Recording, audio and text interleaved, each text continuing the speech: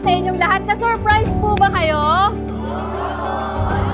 Meron tayong 100 days of joyful surprises. So, ang Olongapo City and Zambales Cerebral Palsy Society, kayo po yung napili natin para i-surprise po ngayong araw.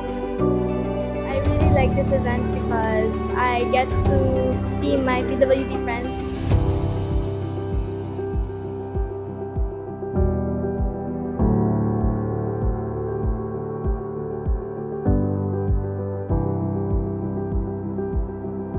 Itong binigay po ngayon ng SM para mabigyan niyo po ng kasiyahan ang mga batang para sa kanila ay makita lang po itong si Santa Claus, mga balloons, masaya na po sila, mapangiti na po sila, masaya na rin po kami mga moms. Maging matatag lang po tayo, kapit lang. Sama-sama tayo, pamilya lang po tayo, kasama ng SM. We appreciate your surprise kasi it shows us na we are loved in this community. Merry Christmas!